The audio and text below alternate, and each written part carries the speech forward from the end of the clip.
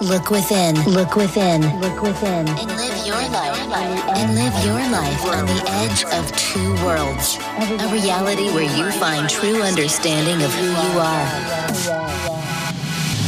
Take the step into the unknown with Alexander McCaig and Jason Rigby as they explore the thinly veiled world of consciousness, spirit, and the human condition. Join them in embodying the oneness of all.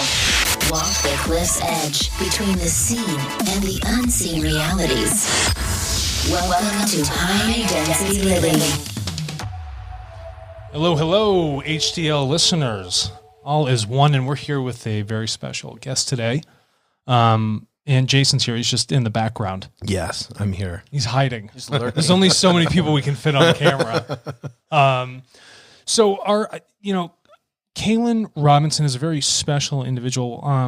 I had personally met him I was going on a bike ride with my fiance and sibling, and he happened to be hanging out underneath this white tent over at this farm called the Old Town Farm in Albuquerque. And when we walked over to him, we're like, oh, this is a really interesting table we got here. And, Cailan had a phenomenal energy to him when we first met. I'm really teeing you up here, right? Yeah. And, he's dashingly handsome and all these other good things, right? Big, bright, white smile. And little did we know is that not only was, he a metaphysical, crystal seller for this local shop here in Albuquerque, but he's also a very learned numerologist and past life reader. And so I was like, listen, Cailan, after we got to know each other, I was like, it makes sense that you got to come on the show. We got to talk about your experience, your life, what got you to this point, what kind of opened you up to that realm of that energy that allowed these things to flow in so that you can share your skills and talent with others to help uplift their lives. Does that sound about right? Is that a nice intro for you? That's very nice. Yeah, so it's super cool. So I personally know your background. But if you could kind of walk the audience through, where you're from, a little bit about you, help them get to know you, through this medium. Yeah, sure. So I grew up in Orange County, California. So that's right by Disneyland. Oh, I like Disneyland. Yeah.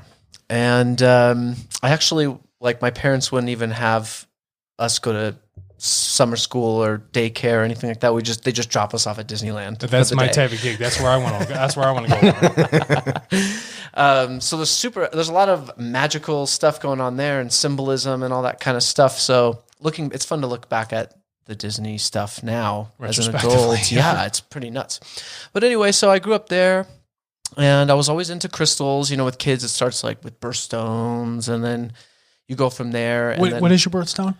I'm a Scorpio, so most people think topaz, but I connect more with citrine. Oh, very cool. Actually, here we go. In that way. See, we got an expert here. This is good. So I was super into crystals, but not so much the healing stuff. Your parents give you a geology set, that kind of stuff. So sure. I really found my passion as a kid was performing. So I was doing some commercials and stuff in LA as a little kid, and then I found the theater. So I did theater in Orange County and surrounding areas all the way up through high school. And then I actually went to NYU for musical theater. And then I also minored in media culture communications. And after that, then I just performed all over the country, all over the world. I toured with musicals mostly. And so I did that for about 4 or 5 years after I went to NYU. Yeah. And then after that, I moved to LA, and I was overacting at the time. Why was it LA? What was the draw to Los Angeles at that time? Is that just where people go? I suppose so. I suppose I was from Orange County, but then also too, people were like, oh, you should do film, you should do TV and film. And the thing with theater life, it was the traveling. It was constantly living out of a suitcase. Yeah. And to really have a steady career in theater, you're constantly having to go from to to fro and taking any jobs that you can really get. So I wanted to be more settled, and that's pretty much all that I knew. And so when I was in Beverly Hills, I moved to Beverly Hills. Oh, listen, you got to flex on us. Funny enough, it's not. It was the flats. So it was I lived in a tiny studio apartment. I got in a car crash. I didn't have a car, so I was like very local. And then I started waiting tables at a restaurant in Beverly Hills called La Scala. It's been there since the 50s. Mm-hmm. And it turns out that a lot of celebrities go in there for lunch. It's a big time lunch place. And you just happen to get to the La Scala and be delivering food there for them? I guess so, yeah. And about a month into it, I met one of the Real Housewives of Beverly Hills. Nice. And actually, I was a musical theater major at NYU. So I had some reference for the Housewives because all my friends, all the theater kids, they loved at least back then, they loved the shows. Right. So they're always like, oh, you're so Kyle, like one of the ladies on there, you know? And so I met Kyle working at Beverly Hills, and I was just like, oh, hey. And she came in with Paris Hilton, who's her niece, and the Hiltons, because she's related to the Hiltons. Sure. And so basically she was like, what are you doing? And I was like, well, I just moved to LA from New York, and I want to take a break from acting. And she was like, you should work for my husband, Mauricio. He just started a real estate company right down the street. Wow, that name sounds so familiar. Mauricio, who could that possibly be? Yeah, so her husband's Mauricio Umansky, who's a really big-time real estate agent. And he's like the celebrity real estate agent, you'd say. So it's like Lady Gaga and the Kardashians, and, you know, it's very Hollywood glitzy stuff. So anyway, the next day I went in and he offered me a job. And I started as his assistant. So he had me the first day I was working. I was showing a $25 million house. And I don't know what I'm doing. Yeah. And you have to have a real estate license for all these things. And I was just like, oh, okay. Like this house, it took me an hour to turn the lights on before a showing. And it took me an hour to turn the lights off. It was a 25,000 square foot. You're just hitting switches. Home. And they had, yeah, exactly. So what's that, like $10,000 a square foot or something like that? Yeah, 25,000 square feet. Yeah. It's funny now that I talk about that. The owner of that house, so this was my first day on the job. She was a huge crystal collector. She had the biggest crystal collection I've ever seen. No way. And actually, before every showing, I would go to that house. And it's right across the street from the Playboy Mansion, too. You just like, wait a minute. So were you cleansing at the Playboy Mansion or with the crystals? I was more interested in the crystals, honestly, and and the owner really took me under her wing, and she taught me a lot about those crystals while I was getting the house ready for the showing. She taught me a lot. It's cool to think back on how that was like the first. So it's like childhood burst down, gap of years, and then this random woman reignites, you know, your passion, which is currently going on now for crystals. Yeah, you know, for mineralogy, all of those things. Exactly. Mm-hmm. That's really interesting. And so what was it about the draw? What did you see when you get in there? Can you like give me a little bit of, if she has this phenomenal collection, we talking about like big angel wings, what's happening? It really felt like I had known, with crystals in general, it feels like when I'm reading the material or I'm hearing it, it seems like I already know it. It's just I'm remembering. So it's like I can read a chapter about a certain crystal. Yeah. And it's like riding a bike again. It. Yeah. Yeah. It's like, it's exactly. Like, oh, actually, this feels way too familiar. You know, and then you begin to adopt and ingest the information because you're like, but is it because we've watched so many people ride bikes? And so that's imprint is in our head. Maybe. So is it because you had already known from previous lives that it was just bringing back that memory? Now I'm seeing it as a past lives thing. And I've gotten readings from other people before I started reading past lives. Start reading yourself. Let me tell you about it. Is that they're just saying you're a huge like crystal master from Atlantis and all these types of things where they used to use the crystals for technology. Mm-hmm. Right. So, so it turns out that I have a big time past life connection with the crystals in Atlantis and Egypt specifically. That's truly amazing. So what does this comfort actually feel like when you look at the crystal? Is it like an empathetic sort of connection that you're sharing with them, or is it just a connection like an intellectual one strictly through knowledge? I would say it's more. So I would classify myself, because everybody has different gifts. I classify myself more as clairsentient, so it's more in a knowing. Some people get visions. Some people hear messages.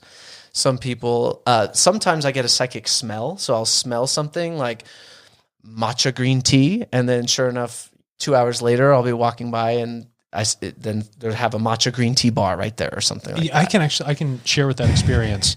Back in Plymouth, Massachusetts, the iPad was up on the table in the kitchen, and I'm over on the couch, and I had looked over, and I'm like, what is that smell? I'm like, I'm smelling like leather. I'm a vegan. I don't got any leather anywhere. You know what I mean? I'm like, what is that? And there was a Doc Martens ad on my iPad. Oh. It was like this weird sort of sensory trigger that I've never experienced. Yeah, that can happen. It's probably because you were craving meat, bro. What's cooking in the I want to kitchen? eat this shoe. Yeah, that looks way more edible than I thought. Yeah. No, but I can. That's funny though. I can relate to that a lot. So that's really quite interesting. Yeah, some people on that note, some people will say that they will look at a picture and they can see what was happening before the picture and after, kind of like on the iPhone, the live photos. Where you can kind of see the photo, you see what's happening before the photo. Like that Harry Potter, the vibe Harry when Potter they open stuff, up the newspaper. Some people have that gift. That's amazing. Yeah. Okay, so then we've kind of sidetracked. Yeah. So you're showing homes, yeah. Okay, and you kind of get kicked off, taken under the wing by this unnamed woman, and she kind of reignites your passion and your yearning to learn about crystals. Mm-hmm. And so is this happening in the midst of you showing these homes in Los Angeles or Beverly Hills? Well, that was really the beginning, because then we sold that house, and then I wasn't an assistant anymore. I started the marketing department there. So I just, there wasn't an official department, so I started it. And then I was there for 5 years. And when I left, I was the director of marketing. So I was very busy. I was doing brand partnerships. I was doing events. I was doing all kinds of marketing materials for the homes, sure, all that kind of stuff. So the crystals was it was happening, and it was really, there's a stone that is really, really popular right now for healing. And it's called? Moldavite. Moldavite. Yeah. So it's half space material, half earth material. It's from a meteor that hit the Czech Republic 15 million years ago. And really just the stone, it just totally opens up all your chakras. Dude, how wild is that? Isn't that nuts? Yeah, even hearing that, like dinosaurs and like meteor. Is it very expensive? It's very expensive. Yeah. It's actually about to be more expensive than diamonds. Wow. These days. Because it only comes from one place. Right. And people will hold this stone and they'll get hot. It's called the Moldavite flush. Or they'll have weird stuff start happening to them and synchronicities start to increase. Wait a minute. So you're talking about, we got cosmic energy tied in with like their grounded earthly energy? Yeah. And they're just like packed in there like these two polarities? Yeah. It's awesome. Really like that. And there's air in there from 15 million years ago. There's these little bubbles and it's 15 million years old, that air. You guys this is like Prometheus. Yeah, it's like Prometheus. Yeah. And then I'm also taking the other side of it. You ever seen Spaceballs? Yeah. Do you know when he cracks open the can of Perrier because they don't have any fresh air on like the moon base? People are cracking it. I gotta get that dinosaur O2. You know what I mean? Oh, that's funny. All right, so keep going. So this is quite interesting. So so I brought that into the house. My boyfriend Greg actually was watching JTV one day and they had it on there. Where's Greg right now? He's right here. Yeah, Greg's on the back of the camera. Everybody, he's hanging out listening. He's been a very good audience member. Yeah. So he has a big thing of moldavite. He's like a tube on his neck that has moldavite in it. Oh, that has moldavite in that? Oh, and it's wrapped in copper. Oh, really? That's actually phenomenal. That's a nice piece.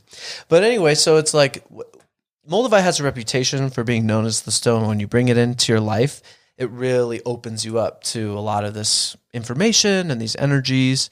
It makes you more sensitive to other stone energies. So once we brought that into the house, we just bought a lot of crystals. It was just like, that's what kind of sparked the fever. Yeah, I would say it's the moldavite. Looking back, I would say that was probably the impetus that really started to give us. Then we started going like on the weekends, we'd go to gem shows, or we just. This is interesting. So now here, let's talk about a very interesting aspect of this. Is that when you look at Beverly Hills, it's extremely materialistic. Extremely. It's about the image, right? Mm-hmm. It's not really about the other side of the spiritual world and learning how to grow your spirit, right? Trying to pull in that knowledge to evolve the consciousness, anything like that. It's like, what can I achieve in a social hierarchy? Yeah.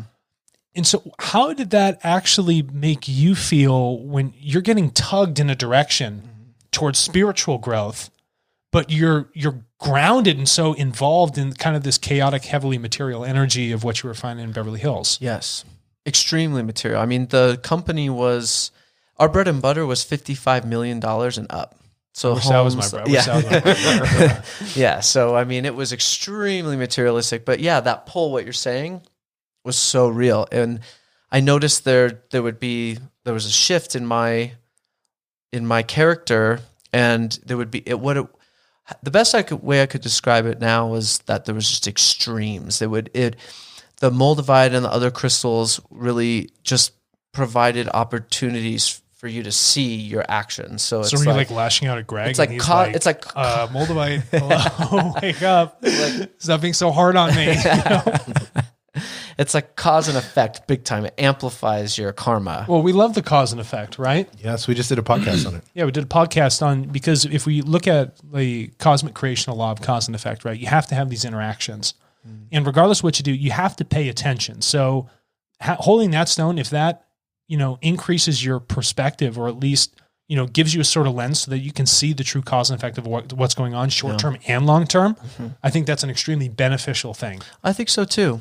I think sometimes people, it can be extreme for some people, but I think for me personally, it was the time. Now, when we brought this in, I didn't know at all that this was opening up my chakras and doing, I had no idea about the energies specifically. He's already lashing out. It's the moldavite. He's beating the mic up. Yeah. So it's very interesting to look back on how it happened, and knowing what I know now and hearing a lot of other people's experiences with moldavite and other stones.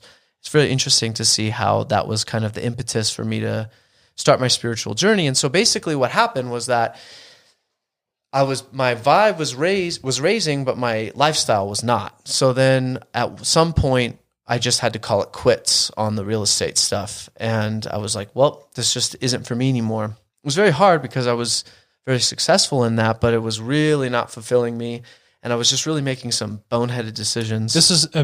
Can we part there for a second? This is very important what you're saying, because Jason rehashes this all the time, is that if you're doing these things that don't actually align with what your body, your consciousness, your spirit are actually telling you to do, then you need to leave those things, because you'll never, truly move into the person that you're supposed to be and actually learn at the deepest levels who you are.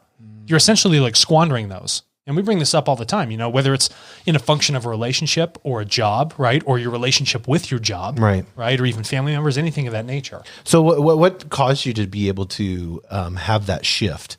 Were you just becoming self-aware enough? Or do you think it was the influence of the crystals externally? What was happening internally? Because I think you're going to help a lot of people right now by saying this. To be honest with you, it was very much internal, but it was also very external. I noticed that people that were my friends for all those years, they just started to turn on me. Yes. Yeah. And it was just my time. The best way I could describe it is that my time there was just done. It was time for it to be done. And the way that they were responding to me, it's like I was everybody's best friend for all these years. And then all of a sudden it was like, and I felt it inside too, that this was just, I think that I was noticing it a little bit sooner, but then I ignored it. And then that's when it finally, that energy felt like it was just like, get out, get out, get out, get out. Yeah. And that, we talked about that last week with the law of polarity. Correct. Is that you have to, we always want to avoid the negative, but sometimes that negative can bring us through, like those, you're looking and saying, these friends don't want to be friends with anymore. But as you're growing and moving in the direction that you're supposed to be, now all of a sudden it seems and appears that this negativity is coming to you, but in actuality, it's progressing you along in that journey, pushing you faster down the road. Yes, yeah. Jason, that's extremely astute. That's a great way. What an excellent application of the law. I had a protein shake, so I fed my brain. That's too funny. And so, when I so you're getting torn back and forth, and it's pushing you. Where is it leading you then on this journey? Because you're here in New Mexico, with Greg. Like what's going on? How did now you two are here? How did you end up in this area? Is there a draw? Was there a draw? I mean, this is one of the most geologically stable places in the United States. Okay. And now, and I'm just teeing you up for this, but if we look at the mineral base that's here, right, in terms of anything that's come out of the lava fields or the hundreds of millions of year old mountain ranges that we have going on in this current area, what is it about the draw to New Mexico? Why are you here? Well, there's a little bit more to the story. Oh, tell us the story then. Walk us through it. Then I was out of real estate, and it was like, what do I do? So I took some time off, and it was really interesting. This is when it really started to get exciting. So I watched The Shining one night, And I go, I love a good Kubrick film. Yeah. What's going on here? Because I'd watched The Shining a lot as a kid. It was one of my favorite movies. But then I was watching it and I was like, there is so much more here. And we know Stanley Kubrick. I mean, he's such a genius filmmaker that... Wild Child. There's nothing... Wild Child. Every detail was on purpose. Every little, tiny little thing. So I go, there's incongruencies. There's weird stuff going on. What's going on? Right. So then, funny enough, the next day, my roommate brings her cousin over and I'm saying, guys, I just started like reading these... clay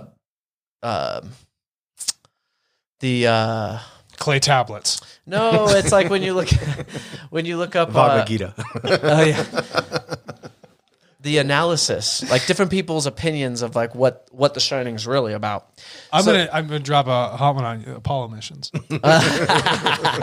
Right? I mean, that's one of the biggest ones. Like he's wearing that sweater right there. I know, it's great. landing The pad. kids playing there in the landing pad. I love it. And the number of the room, everything. Everything. It's like the distance to the moon. All that Yeah, I kind of know. It's stuff. fabulous. It's totally It's crazy. fabulous. And then he goes off, he's doing Space Odyssey. It's like, come on, Kubrick. Oh, yeah. If Yeah. you look at it all, honestly, if anyone out there is curious about any of this stuff, look into it because he's leaving you breadcrumbs throughout his whole That's his gig. filmography. He did it from Doctor Strangelove all the way up. All the way up. It's so amazing, so cool. So anyway, so my roommate brings her cousin over, and I'm like, guys, like, have you heard about The Shining? Like, this is crazy. Like, is this about like the Apollo missions and all that stuff?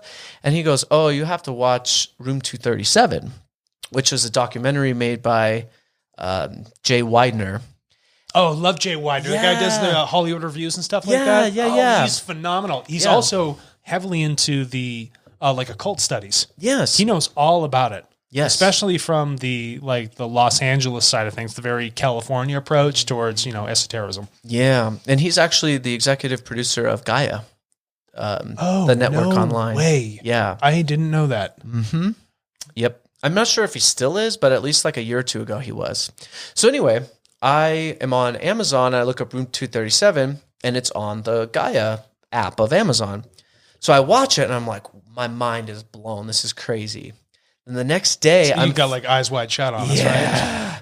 Then I'm flipping through Amazon the next day, and all of a sudden a show comes on. Like it selects itself, and it's called Cosmic Disclosure. I love that. That's a great show. This is a show on Gaia with David Wilcock, and then an alleged secret space program insider, Corey Good. I love this. Is so juicy. Yeah. So when I watch that, I go, whoa. And I felt the energy coming off it. And I'm like, this guy isn't lying. And there's so much going on here. And that from that moment on, it was just this constant study. What can I get my hands on now? What can I watch? What can I read? What can I listen to?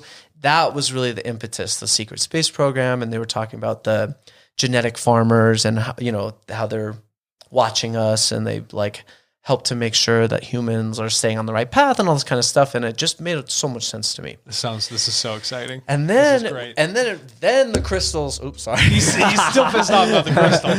Then the crystals really came in hot, and I just started. Are we talking like Moldavite hot? Moldavite hot, yeah. Okay, big flush going on. Big. Yeah, meteorites up the wazoo. I love types that. of meteor, all types of space stones. So then I was like, okay, after a while of doing that, I was like, well, I can't just do this and not make any money, right? So then I was like, well, what can I fall back on? And it was my acting. So I started to get more into film and TV as opposed to theater, which I'd done before. And it turns out that movie sets and TV show sets are a great place to do research, because you'll go there and they'll call you at 4 a.m. and they'll keep you there 14 hours and you shoot, maybe 1 hour, unless you're the lead, right? You're like, you have a lot of downtime. Even the leads have a lot of downtime. So really what I did is I used this as an opportunity to started with YouTube, and I just found cool YouTube channels that I liked, and more Wilcock and just all kinds of people, listening to them, studying them, learning about astrology, learning about numerology, learning about all these types of things. I really used my time working in TV and film to also, I was basically getting paid to get my own degree that I made for myself. Yeah. Which was pretty cool. And I thought that was... I love getting paid to learn. Yeah. And it's really cool. And it was also too, being in, as you learn more about the stuff, you learn about like what you were saying about Beverly Hills. being very superficial and materialistic is true, but there's a lot of stuff going on underneath, and the elite have a lot of rituals that they'll do, and higher spiritual. What energy. are you talking about? Well, you know. No, please enlighten us. Please enlighten all of our listeners. You hear about. Okay, so this was I was studying about. We did 2 conspiracy theory podcasts. Yes, no, you can go nuts. Yeah, please tell us everything. Well, I mean, I don't. I'm into this hardcore, so. Yeah. For me, it was like studying it, being interested about it, and just being like open-minded to it, and then was really being in LA and being on the sets and being, behind the scenes and seeing the symbols and like the Saturn symbols everywhere. Oh, so like kind of Golden Dawn kind of stuff? Very Golden Dawn. Huge in LA. What's the other group that's there that is real popular and all the like 20-year-olds are getting tattoos? I thought that's what it was. Yeah, it is. It is. Is it Golden Dawn? Yeah, they had those tattoos right there. Yeah, they're starting to do a lot more. I think it's kind of gaining traction again. Well, we did that episode on I brought in that big tomb. I've shown that. Well, I want to make the connection between rocket fuel guy L. Ron Hubbard and you. Oh yeah, yeah. Oh yeah. Because the rocket fuel guy started. What was what Jack Parsons? He Yes, started Jack JPL. Funny enough, is here we go. We're all pointing at one another. This is great. So I'm studying this stuff, right? And the first show that I got a role on, a reoccurring role, like it was my big job, and then it was in the show called Strange Angel, produced by CBS. And it was all about Jack Parsons and how he started the JPL. Super cool. And I was basically, my role is I was in the sex cult that they were in. Yes, so I was just learning about all this stuff. Like a couple months before this is when I really started to be like, whoa, is this real? Like what? Next thing I know, I'm on set, 5 days a week on my knees, like watching this sex ritual happening, like and all these types of things. And then on that show too, is I ended up standing in and photo doubling for both the lead characters. So it was like I was very much involved in the show, and it was really crazy for me to just be like, first of all, is this stuff even real? Like, and also coming to the realization that these people really are very, very spiritual. They just keep it very much under wraps. So it's like the Freemasons and the Knights Templar and all these types of covert groups. Yeah, got them. Yeah, and it's really cool that they get together and talk about this information. But for me, I was always like, well, why is it such a secret? Like, why can't everybody know about it? Interesting. So it then becomes a power struggle at that point. Yeah. Because we need to keep it a secret. We don't want to disseminate knowledge that everybody should know. Yeah. So we need to become a group, right? And so when you create a disunifying group, when you become separative, that's when you know you're going against what creation actually wants at that point. Yeah. Creation doesn't separate things. It's all about unification. Everything about it, right? And so when we look at these groups, and we've gone over this, is that they have these rituals. They do things that actually help with spiritual development, but the implications of how they're actually being done and the perspective of the individual as they're going through the process gives it that sense of elitism and separation that gives it almost that negative polarity that, gets applied to it, right? Yeah. And so when people hear occult, the word just means hidden. Yeah. Right. But they're like, oh, that's just, the darkness, evil. I don't want to deal with that. Yeah. But when you start playing with those natures, and people think that you have to go through some sort of ritual process to achieve something that naturally can occur, I think it takes away, it actually does not disseminate the power properly as it should be when people learn from it. Right. Yeah. And when you hold that to yourself, well, what benefit is that to society or anyone else that even wants to learn about it? It's not. Or wants to grow. So I think in one aspect, it's like another application of the material, social ladder over there. Again, we can now, we got all the cars, we got all the homes, we got all the material stuff. Yeah. Now let's try and rake in as much spiritual knowledge, and we can be above on that aspect too. I don't know. That's just my take on it. If I'm listening to that, well, it'd be like with the crystals too. It'd be like certain elite just hoarding the crystals and not sharing any information about them and not using them to help others heal. And yes, for personal gain. Yes, yeah. And the thing about it, I've done a lot of thinking about this, with the secret societies and all that stuff, and actually like putting on the clothes of the 1930s and being in Pasadena and being in these like old homes, like everything done really well. It's Ridley Scott produced, so everything was really done nicely. Yeah. So you really felt like you were back in that time, and it's felt like I have a little bit of compassion for them, for the secret societies, because the religious dogma back then was so much more intense than it is today. Oh yeah, you don't. No pun intended. You don't want to get crucified. You don't. Yeah, exactly. Yeah. So I do have some sympathy for them in that regard. But in Jack Parsons' case, he ended up he was haunted by the beast that as the story goes, helped to give him the knowledge of how to actually get that rocket up into space. But he actually ended up dying in a freak accident in his own laboratory. He did. So it's like, was it a demon? Was it, because he was also too not happy about keeping all this stuff secret. And so it was like, so he ended up getting his comeuppance for that behavior. And I think that when you hoard, and it's like for the crystals or any sort of this esoteric knowledge, and you hoard it for yourself and you keep growing, there's only so far you can go with it before it'll catch up to you. And L. Ron Hubbard lived with him, right? Yeah. Together, yeah. Actually, yeah. Here's the bridge. Yeah. They didn't put that in the show. They left that. Ridley left that part out. He's like, we're going to lose a lot of viewership. We shouldn't. Yeah, they didn't want Scientology didn't want to know that L. Ron Hubbard was doing these, having these fun times. Yeah, Tom Cruise is like, get it in the show. Yeah. That's funny. So, and then you, so you're doing acting, and you're starting to learn these things. Was weird things happening? Was there what somebody would consider weird? What was going on as you were opening? Because you were opening yourself up at this moment. Oh yeah, exactly. You were a sponge. I was a sponge for the good, for sure, and then also for the bad. I would get attacked on some of these sets, so it's like what I was talking a little bit about before. So these societies, like, they'll do their rituals, right? And so they're calling upon higher density beings to help them, right? So then what can happen is that in these projects, these beings are very much in the mix, and I could feel that. And sometimes because I was there. So one of the things that Wilcock taught me about, David Wilcock, was morphic fields. So how we're all connected through morphic fields. So it's like, one person will have an idea and file a patent, and then that week, 20 other people file that patent, and it's like, well. And there's all these kind of scientific studies, morphic fields, if you want to look it up. Yeah.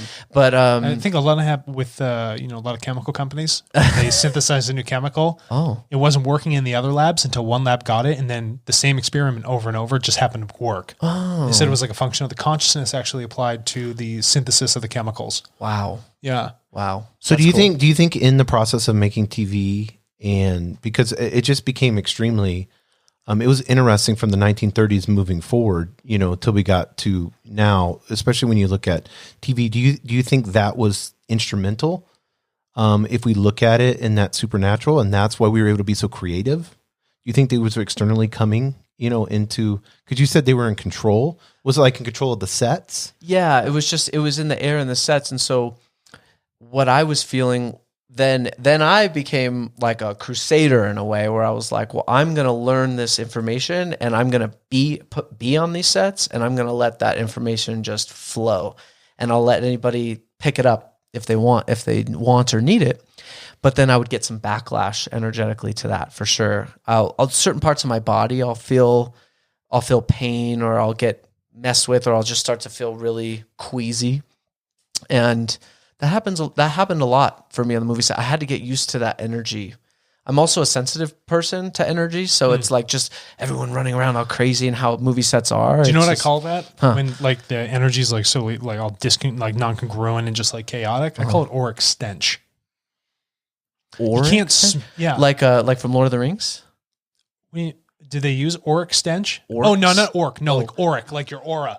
Oh, auric stench. Yeah, so like when I look at, if you think about it, it's like you don't want to go next to I was thinking the same like, thing you were. Yeah. Oh, you were? I was like, what is he thinking? These creatures and they die and they no, stink. but you don't want to go, people just like, you like felt gross after like being around them. I call it that auric stench. It's just that energy that's just like twisted and just like doesn't know where it wants to go or what it is. Oh yeah, and you'll see that on the movie sets. They run the people, like the assistant directors and all the PAs, they run them into the ground, and they have no self-care, and they work the craziest hours. And I think that they do this intentionally so that they're more suggestible. You just talking to they're energetically draining these people so that you have a better ability to just like wield them to do whatever you want them to do. Mm-hmm. Yeah. Because they're exhausted. They're not going to put up a fight. Yeah. They don't have, and I've noticed too with people when they get when they'll, like, I read numbers, numerology, and when people get on the downswing, if they're too tired or they're too hungry or they're too depressed or they're too stressed, they don't have as much access to their higher self or their guides or, the positive spirits that are trying to help them. So that's why I feel like just in general, like the society, they try to keep us on that hamster wheel. But in film, it's so prevalent. It's so strong. Wow. Yeah. So it's like, for me, it was interesting to kind of see. I was like, well, they're obviously putting these symbols, these esoteric symbols and all these different types of, and to be honest with you, very Luciferian messaging in the stuff that they were producing. And I was trying to figure out, like, where's this coming from? Like, who's in on it? Like, who's all in on this right now? And to be honest with you, it is very hard to tell. I think that it's really mostly at the top. And then, like I said, they keep these people low vibe so that the spirits can kind of just guide them to do their will. Wild. That's totally wild. And so if you're completely involved in what's going on here, you're feeling the energies, you're putting it out there, you're getting backlash from it in certain functions. Where does that lead you to next? Like, because at this very moment, you're not in Los Angeles, right? You've made a transition. So does it get to a point where it becomes so uncomfortable that it's like, it's time to go? Yeah. Yeah, it does actually. Well, with COVID hitting LA, it's like the film industry shut down. Yep. And so what happened was that I was working at a crystal store on Saturdays right down the street because I love crystals. So it's like, the film industry runs mostly Monday through Friday. So I was like, oh, okay, I'll take a shift on the weekend to, like, do crystals to help, like, clear my energy, like, from all that crazy stuff going on, right?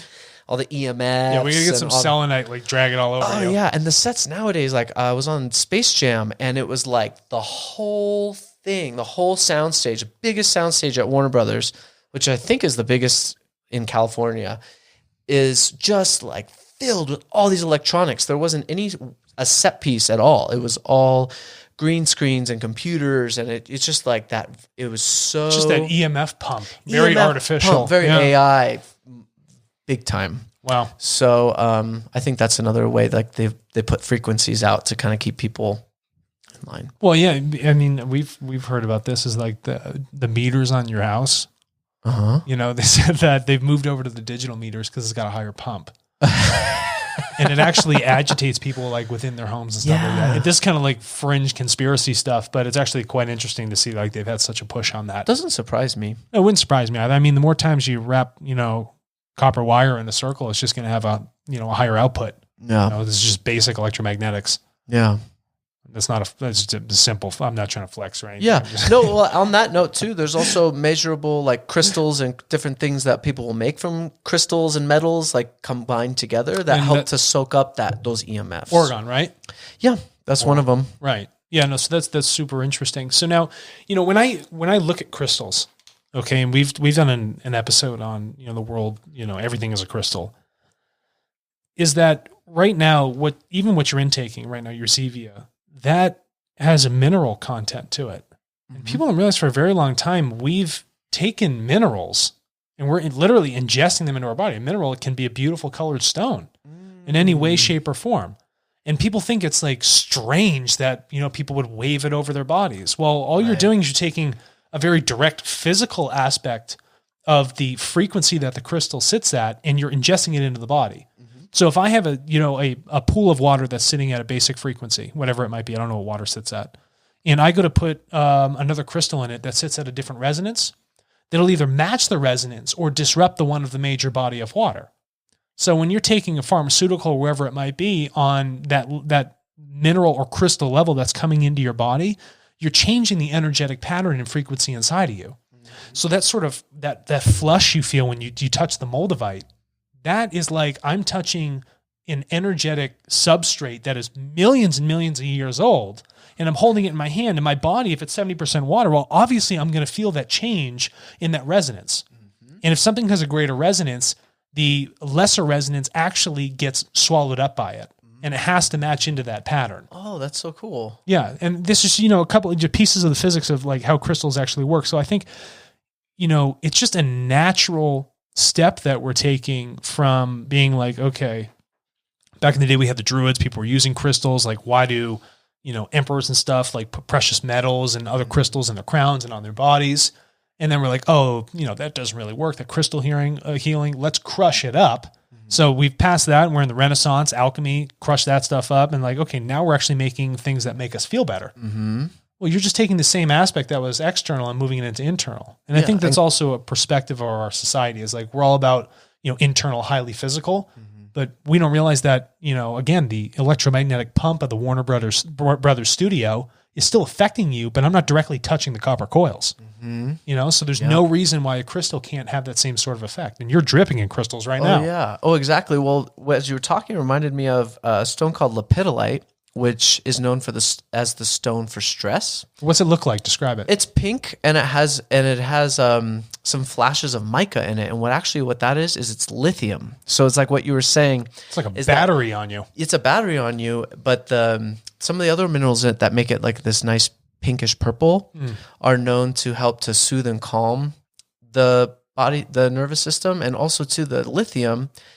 Doctors have prescribed that ever since back in the day. Lithium pills to fix with like people that are like bipolar and stuff like that. Yeah, and they still today, they prescribe people lithium. Yeah. So it's exactly what you were saying. It's for years and years, people were using a lot of these crystals externally, but then all of a sudden they'll crush them up and then trademark it, and then a pharmaceutical company will sell it. Right? Yeah, and that's it just grows everywhere, the lithium. Yeah, it's new school alchemy, right? Yeah.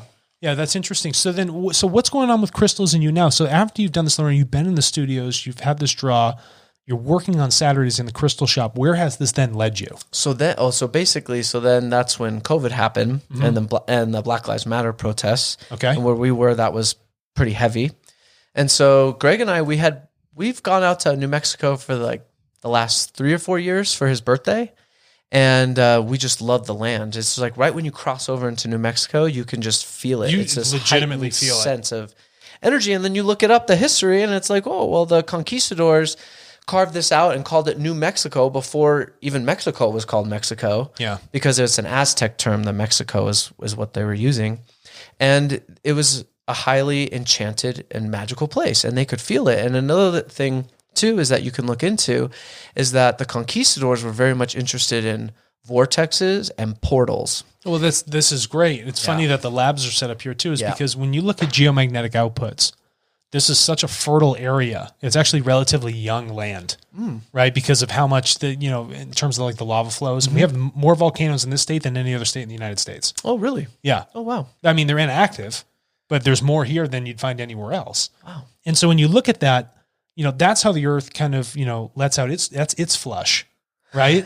That's that electromagnetic impulse that actually happens. And if you pull up the USGS map on geomagnetics that they take from their satellite systems, you can actually see that this is a massive hotspot.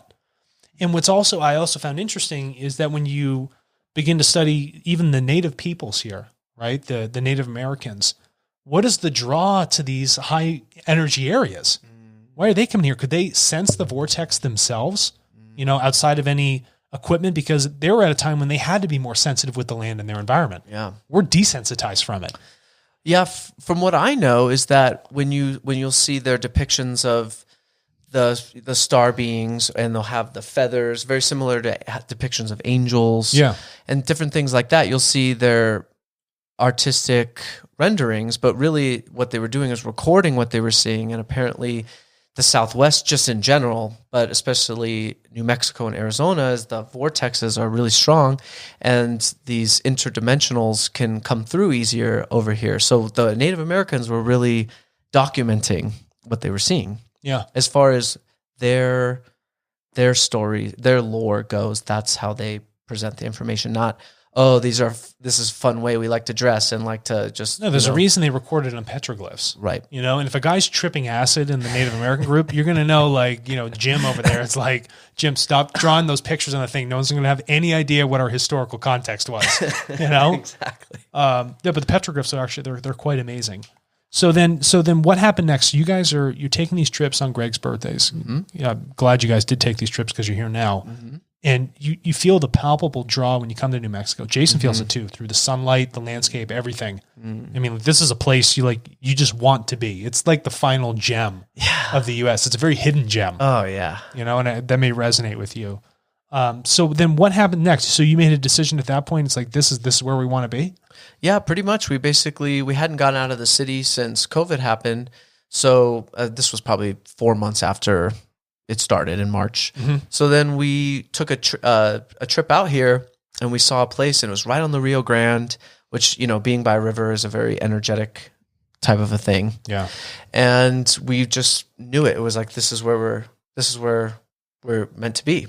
So then I think it was 2 or 3 weeks later, we packed up a U-Haul and we moved out here. Love it. And it was crazy that because in the complex that we live in, it's like a hotel and it's restaurants and it's shops and apartments too. And one of the stores is called High Vibe Crystals.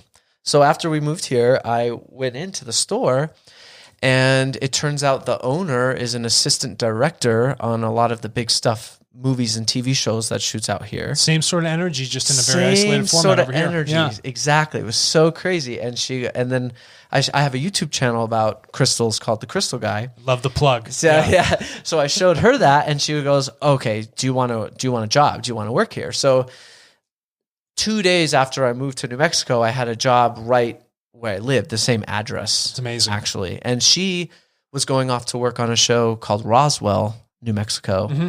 And that shoot's actually up in Santa Fe. So she needed a lot of help with the store and her online store and all this stuff. So it was just kind of like, boom, like right there. And so that was like definitely very reassuring. No, that's amazing. And so now that you're here and you are really living the crystals full time, what has that kind of done to enhance your experience with interacting with people, how you guide your own life, and how you share guidance to others with their lives, whether through a past life reading or even showing them how to use the crystals properly by tuning them in to what their numerology is saying they should be using. You want to explain how that process kind of works?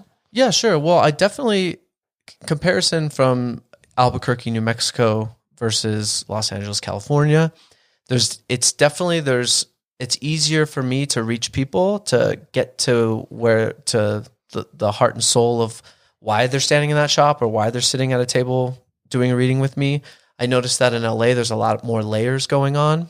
There could be a lot of different explanations for that, but what I like to do is connect with people and encouraging them to empower themselves, because I think the thing is, like with crystals, what can happen is that I've seen this happen a lot actually, is people will start to get the crystals and then they'll want more and then they'll want more. And then it's like, there's never enough crystals, right? Well, it's to look at these things, I think, in the most beneficial ways, so treat them as tools. And it's to understand that it's your own consciousness that is really the powerful thing here. That's the thing that does the healing. This is the thing that the does the healing. tool doesn't do the healing. It's just something that helps to get you there. Yeah. And so people are, again, from my context, it's like, okay, if I get more of this material object, I can do more of that healing that needs to be done right now. Mm-hmm. Like, and again, it's like, if I pop more pills, that solved my problem, Right. But again, this is just a more, I guess, natural way for you to get in tune with yourself. Mm-hmm. And becoming more sensitive means slowing down, taking that internal perspective and really using that consciousness properly. Yeah. Rather than just the slowing down, like what you just said. Yeah. That's the biggest thing for me. I think coming off of acting and then the real estate, it was really once I had that chance to just be. And then it was just really hard to be. But basically, even then I was like, wow, up until this point, I felt like I was just hurling through life, like trying to just get shit done and be this person and very egoic and that type of a thing. And I would encourage anybody to, if you can find some space for yourself, I think that helps to open up a door for this stuff to really come in. And if I found a space, is there a crystal that I should use for clearing that space?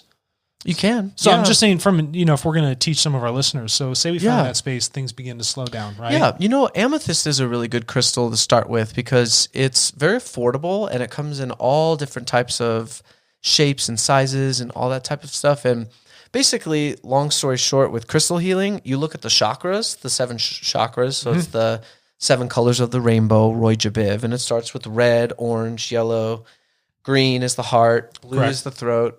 The indigo is the third eye, and then the violet is the crown chakra. So the amethyst, what that helps to do, that's crown chakra because it's a purple crystal. is that really helps to open up your crown to more spiritual type of information, like higher vibe type of information, but at the same time is being very user-friendly. I mean, there's crystals that are very high vibe, and I would recommend for just starting out, amethyst is a really good crystal to have around. And so if you're starting off, if you're just normal dude, if you're Jason, you don't know anything about crystals. Yes. I saw some bracelets in there. No, he does. He's got some stuff. He's got a couple big crystals rocks in in there, there. Yeah. How do you know where to start? So I have a rock in my hand. Mm-hmm. What do I do with this tool now? Now that you're telling me, it's like, great, okay, this is the tool you need to have. Well, now it's sitting here. Do I put it in the sunlight? What goes on with it? What's my interaction now supposed to be? Yeah, well, people ask that a lot when I'm counseling them on what crystals to use or how to use them. And to be honest with you, like I was saying, my goal is to empower the people I'm working with. So honestly, it's what attracts you the most. It's what you're drawn to the most. And what I would encourage, if you wanted to start looking into crystals, go to a crystal store and see what jumps out at you. I was selling crystals earlier today, and that's the advice I gave to this woman. And about 5 seconds later, she goes, "Ah!" I was like, "What?" She goes, "This crystal just winked at me." And I was like, "What?" And it was like, "Yeah, she flashed this color." And I was like, "Oh, then that's your crystal." Well, you got to take it then. Yeah. And that's personally my experience. That's what I'll do is when I'll go to a crystal store, and if I hold something, and when you look at crystals, a lot of times they'll get these nice little rainbows in there because it's just how the light plays inside of it. So usually when a crystal flashes rainbow at me, that's when I know, like, oh, okay, this crystal's coming home with me. But basically that's my own sign, and I think that everybody, as they start to slow down and create some space for themselves, they'll start to find their own signs of things, of like their guides or their spirit or however you want to look at it, because there's different ways of looking at the same thing. Right. In the spiritual world. So ultimately, like, I could tell you what crystals I think are good for you, and that I intuit, but like ultimately my goal is to get you on a place where you can go out and find your own crystals and intuit what you own need, and eventually at some point be able to not need them anymore. I mean, it's I believe the more technology you have, the less that you need. So I think that once you figure out how to incorporate these energies and integrate them into your field and into your personality, mostly because the crystals really work with like energies that have a lot to do with your personality. Right. Once you get used to them and assimilate that, then I think it's a beautiful thing to not need them anymore. Oh, that's wonderful. So if I'm taking the natural step, then any of our listeners, if they go into a shop or they go out and they do some rock hounding, I'm like, that is a beautiful piece of granite. It's better than my countertop. I want to bring that home with me. And you've intuited that this feels correct. I'm supposed to have it. Are they supposed to just hold it with them, or are you supposed to intuit what to do with this tool? Or do you know if there are any things we could do? Like, do I lay it on my head? Do I carry it on me? You're wearing crystals right now all over your body, and there's a purpose for wearing them. So again, you're using this tool for a specific purpose. So are there certain ways that they can be used and where they should be used? Well, yeah. I mean, that's kind of what I was saying, is empowering you is to find what you like. So the one stone can be translated through so many different forms and varieties. So it could be tumbled, or it could be raw, or it could be a wand, or it could be a bracelet, or it could be a pendant, or any type of thing like that. To be honest with you, in general, our auric fields and the way that our energy runs runs in a toroidal form. So it's like that's the handsy Tor right over here. Yeah. So it's implosion, it's like regeneration. It's like a big donut, right? And it's running, and it runs feet beyond you, what you can see. And so anytime you're bringing a crystal into your space, into your energetic field, your energy is passing through the stone and then returning to you. See, this is very visual for our listeners. This is good. This is good. Okay, good. I'm glad. Yeah, keep going. So your energy will go out, and it'll hit the crystal, and then it'll return to you. So to be honest with you, as long as the crystal's around, you're going to get the energy. And then, but from that point, like, do I put it in my pocket as a tumble? Because I have some stones in my pocket right now, and I have some rings, and I have some bracelets, and I have pendant, right? Yeah. So I'm getting all these energies, but for me to really I guess when you start to open up your intuition, the best way I could say was do what makes you happy. Like, what do you like? Like, what are you attracted to? Sure. What's the first thing that pops in your mind? So it's like, that's what I'll tell people that are buying crystals. It's like, what are the first stones that you'll see? Or even if it's like a big pile of rose quartz and it's like, well, which rose quartz do I get? Because some people have a really hard time making decisions. And for me, I've developed a practice where I'll just start to grab, and the first one I grabbed, that's my one. And I just started to trust myself in that way. And I found that just takes a lot of like burdens off of that. Actually, that process reminds me a lot of how tarot reading works. Mm-hmm. It's just like after the shuffle's done, I'm just going to pick intuit the one that feels the best. And that is going to be it. I'm not going to change my mind. Yeah. Right? Because essentially it's been decided. Yeah. Well, and the card doesn't have the power. It's you have the power. And right. It's you. It's the card is in, spirit and your higher self are trying to get you to get the picture. So as long as you get the picture and you feel good about it, then that's a good thing. Yeah. Then everything aligns. Yeah. But there's certainly different applications for crystals, and they'll do body layouts. So it's like how I mentioned the chakras. Mm-hmm. Crystal healers oftentimes will put layouts on the body. So they'll put different stones that correspond to those chakras. And it's really like it's like the quick and easy guide to crystals. You see what color it is and you look at the chakra chart, or you just know the chakra chart, and then that's what it's good for. Honestly, most of the times that's the case. So it's really a lot more easy than people want to make it. Well, it shouldn't be simple. I mean, we all know that everything's interconnected. Well, I think also, I really like what you said, believing in your intuition, because you may be attracted to meteorites, let's say. Which I know you are, I'm very attracted to meteorites. I know you're like deeply attracted to meteorites. Where I like polished stones and stuff, when more you mention grounded. granite, when you mention granite, I'm like, oh yeah. Oh, I know you're feeling that. You know what I mean? Where like rose quartz, I'm like, so I think it's kind of maybe that whole... I think there's no wrong answer with crystals. Yes. In the sense of when you're allowing your intuition to work. Is that correct? Or? Yeah, that's true. And as you start to trust it more, I feel like you can start to push yourself more. So it's like those rose quartz energies, something might be keeping you from that at this point, but then at some point you might be ready for that. Yes, exactly. And Greg and I will get crystals and they'll just sit somewhere for a long time. And then years later we'll pick it up and it'll be like the best crystal for that time, because it's, in that moment, because I think that energetically we can feel what we need more help with. Sure. In that time. Now, and another really cool thing about crystals, just in general too, is that I explain this to people because I'll get non-believers too, for sure. People that come in and they'll be like, "Oh, it's a placebo effect, right?" And I'm like, "Well, yeah, the placebo effect is very, very effective." First of all, if that's how you want to do it. Most FDA trials, you're looking at anywhere up to 70% can still have the same effect with a placebo. Wow. 70? Wow. Yeah. Yeah, see? So it's like super effective in that way, but it's like even when you read The Secret, which is super mainstream and these types of things, it's like guy had a story where it's like he had the gratitude rock in his pocket, right? And then all these amazing things started happening, and then people started writing to him, "Can you send me a gratitude rock?" And he was like, "This was just a rock that I put in my pocket, but every time I put my hand in my pocket, it reminded me to be grateful for something." It's almost like the physical affirmation. Remember we went through the affirmations, and you're constantly habituating that thought, that conscious thought, and it buries it in the subconscious. So every time you touch it, it's like a trigger. Yeah. Right. Or let's consider something.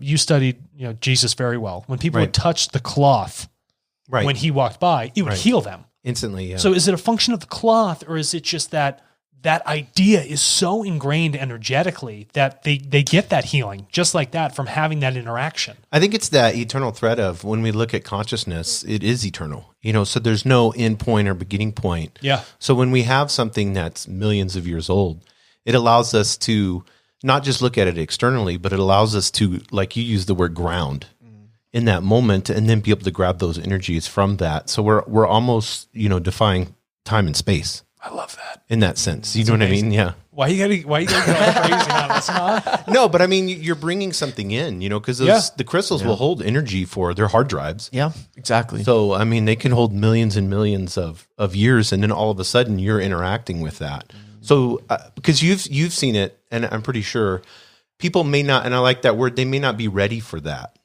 and so as you're being, that tool is making you be more self-aware of your higher consciousness. So anything that will allow you to have this self-awareness of this higher consciousness of, if you, I don't want to use the word self. No, I think that's the wrong word. But of something beyond yourself, because we could get into past lives, and you may be drawn, your past life may be drawn to a crystal. And I'm pretty sure you've had that, where people have held on to a crystal and then they get flashes of memories of something that has happened in the past. So you're able to walk into that, realm of, if you want to use portals or whatever. Yeah. Portals, vortices, whatever it might be. And you gave me a past life reading, and I don't know, for whatever. I got to get one of those. Yeah. Yeah. Then, sure. You're going to get one. You're forced to do it. Okay. For whatever reason, I've always loved wizards, wizardry, Harry Potter, and not just Harry Potter, but the spellcast is sort of that mystique that was happening within the film, that vibe. And then if you go into, even Lord of the Rings, all the other characters, whatever. But Gandalf the Grey, like, that's my gig. It's always been that. And on Halloween, I used to dress up as a wizard too. Oh. So I had that vibe. And then when you showed me that stone, like Merlinite, I'm just like, no way. I'm like so hooked on that. And I knew I got to attach to it. And you said, if even in a past life, if I was some sort of wizard or druid, whatever it might be, it's funny that, that energy, and you didn't even know me and you're giving me this reading. Yeah. How would you know that I like wizards so much? Well, actually, it was in your numbers when I ran your numbers. Right. So the numbers energetically, the numbers each have their own energetic signature to them, but then the combination of numbers is another thing. And your specific combination was very much tied to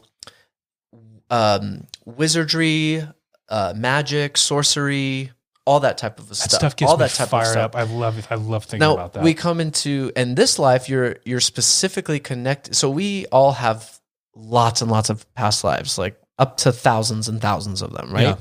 So there's certain lives that are affecting this life more directly, like more strongly. And so with your combination of numbers, you're really working that wizardly type of an energy. And then intuiting past lives, it was connected with past lives as a wizard. I got T.H. I won't give too much of your personal information. I got books by T.H. White on like Merlin, like the Once and Future King.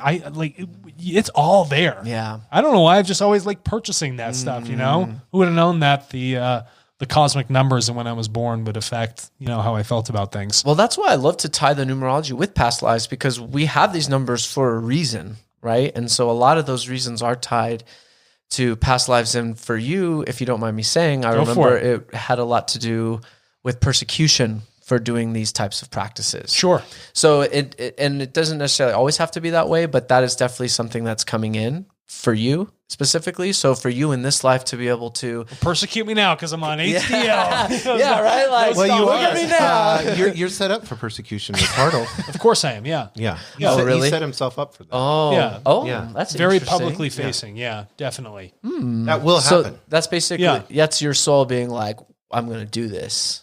I'm going to do it. There's no stopping it. Yeah. Yeah.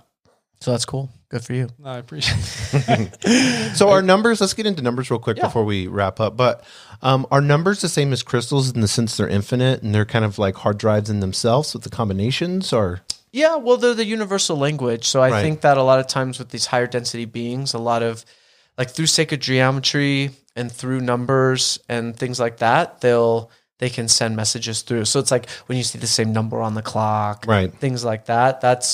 That was another thing that started happening. Well, you got 1111 on your shirt. Yeah. Is that a recurring thing for you? It is actually. Yeah. 1111. Honestly, I have a lot. And I think that, and people always ask me, they're like, well, what does 444 mean? What does 111 mean? What are these, because it seems like more and more people are having these types of experiences with these synchronicities lining up. And my first answer to that is it's a message from the universe, from spirit, saying that, keep going. We got your back. It's a breadcrumb. We got your back. It's a little breadcrumb. It's a little sign to you. But then it's cool, like as it starts to develop, you can start to pay attention to certain numbers, and certain combination of numbers will mean certain things to you. So it's a very personal thing. And that's what's so cool about these synchronicities is that you can try to explain how crazy it is to somebody, but like they're not going to feel it the way that you do. And I think that these synchronicities are really cool because they're so personal and there's no denying the strange coincidence. It's like it has to be more than a coincidence. This could not be popping up this many times, right? Yeah. Especially, and then this event occurs right now. Right. So I think it's not a miracle, right? Because if you talk about sacred geometry, if just the natural geometric relationships, of what's going on between planetary bodies and their relation to everything else, everything has that pattern. Patterns are naturally ingrained. And with mathematics, that's a function of those patterns because you have to measure them. How do you measure a pattern? And so if you start to see recurring patterns in your life, to me, when I hear synchronicities, that means I am moving with creational energy rather than against it. I know that these breadcrumbs are an awareness that I'm in the right place at the right time to continue to do these things. And if I'm not seeing these synchronicities, I'm not moving with the patterns, the movement cosmically that is happening around me, which is essentially of a much greater energy. Yeah, you'll start to notice sometimes they'll go away and you're like, well, I haven't seen a number in a while. And you start to be like, what food have I been eating? Or have I been drinking a lot? Have I been a jerk? Yeah. Hey, have I been a jerk? Yeah. What are that kind of stuff you start to notice? So you haven't seen any numbers recently? Just throw that out there every time. You're an asshole. That's why. Don't buy this crystal. Yeah. You'll ruin the crystal. You'll destroy the millions crystal. of years. You just fucked it up, man. Nobody can come in here unless they've seen 11, 11, 11, 11, 11. That's like the parameter to get through the door. It's like a speakeasy. Yeah. The secret. What's the secret password? Yeah, exactly. Yeah. So, what got you into numerology? So right around my whole, like when I watched The Shining and all that stuff started happening, Greg and I were in Palm Springs. That's where my parents live in California. It's like a desert town. And we were at a crystal store, big surprise, because I was just like, give me all the crystals. And I was reading a book about crystals. And all of a sudden I get this ringing in my left ear. And I looked over and it was one of the psychic ladies that had a table in the store. Oh, very cool. And she was looking at me and I was like, okay. And then she kind of like looked at me in this little sly way, like, yeah, like that was me. And I was like, oh, that's crazy. So then I sat down with her and she asked me my birthday. So she did my numbers and then she had a bunch of different decks out and I was like, I want that deck. And she's like, oh, that's past lives. So she gave me my first past life reading and it was loaded. It was all about like a baked potato. Persecution. It was about like my relationship with Greg and our past lives and the stuff we're here to reconcile. Like it hit hard and it hit fast.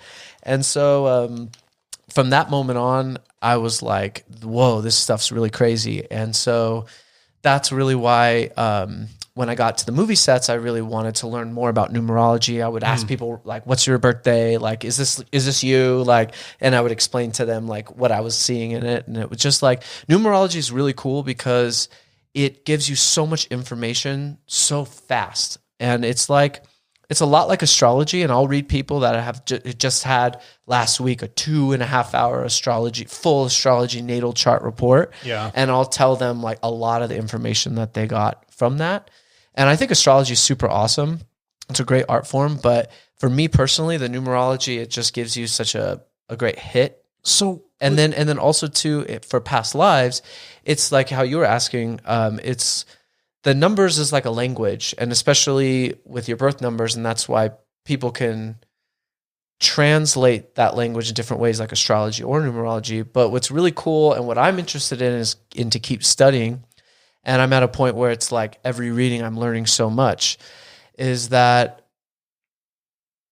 language, how that translates the numbers with past lives and with the lessons you're here to learn in this life, why. And it's really cool. You can really start to, once you learn that language, you can really start to decipher things. And I just taught a workshop last Sunday here at High Vibe Crystals about numerology. And really what I wanted to do is to teach people how to do their own numbers and to do the numbers for their friends and family, because it really helps to give you such a great understanding of where you're coming from and where they're coming from, and certain types of weird things about their personality or weird things about your personality, like weird-ish that you do. It's like, well, why, right? And the numbers can really help you to figure that out. And then once you start to run the numbers of the people around you, you can hold more compassion for them and understanding, because you can love them properly. Yeah. You can love love in like an understanding way. It's not like, oh, Greg, I love you. Not that I don't, you know, but the point is like when we talk about this all the time, if you're looking at love, you're looking at that heart chakra, it's a function of understanding the self and then the other self. Right. Mm-hmm. And so if that is that tool to help enliven that understanding so you can live in that person's shoes, you know, understand more empathetically from their viewpoint, well, then use that tool. And I think it's wonderful that you have realized what was going on in the occult nature and the private groups of, you know, the communities in Los Angeles and Beverly Hills. And now you've taken the opposite polarity. And it's like, I'm going to take this tool and these learnings, and I'm just going to teach anyone that wants to learn. And that, I think that is a much more appropriate unifying path that aligns much better with not only who you are, but what creation wants for us to evolve into. Oh, well, thank you. Yeah, no problem. That's nice. Yeah, that makes me feel really good.